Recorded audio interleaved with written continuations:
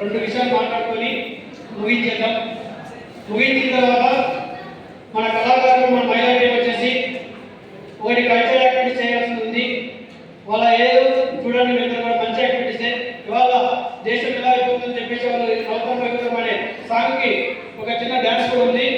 అలాగే 2-3 పాటలు కూడా ఉన్నాయి.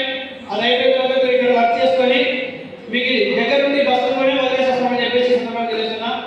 మీ అందరూ కూడా ఒక 10 minutes క్లోజ్ చేయడానికి ఉంటుంది కాబట్టి మీరు ఎక్కువ అలర్ట్ చేయకండి.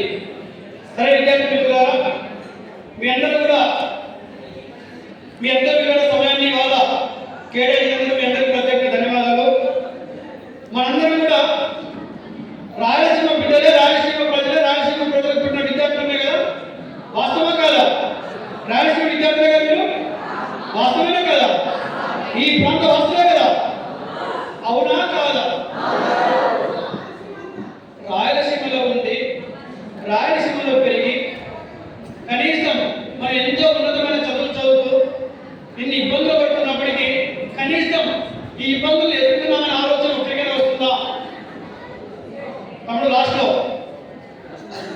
రాయలసీమ కరువు కాడగలని చెప్పేసి అనేక రకాలుగా ఇక్కడున్న భక్తులైతేనేమి, ఇక్కడున్న మేధావులైతేనేమి, బయట అయితే చాలా మంది ఈ రాయలసీమ కరువు దోషాలను అరికట్టాలని చెప్పేసి, అలాగే రాయలసీమలో ఏవైతే పెండింగ్లో ఉన్నాయో ఆ ప్రాజెక్టుని పూర్తి చేయాలని చెప్పేసి, అలాగే రాయలసీమలో కరువు కారణంతో ఉన్న ఈ ప్రాంతంలో ఎవరైతే విద్యార్థులు చదువుతున్నారో ఆ విద్యార్థులు కూడా ఉచిత విద్యను అందించాలని చెప్పేసి మనం అనేక రకాలుగా డిమాండ్ ముందు పెడుతున్నాం, అనేక రకాలుగా ధర్నాలు చేస్తున్నాం.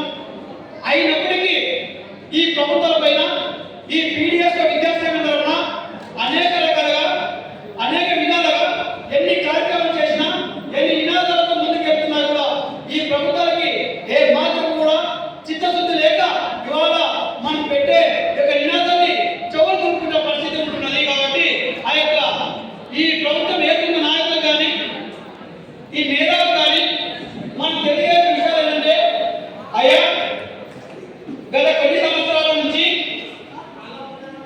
ప్రతి ఒక్క సీఎం కానీ ఈ రాయలసీమ వాస్తే చాలా మంది ఉన్నారు.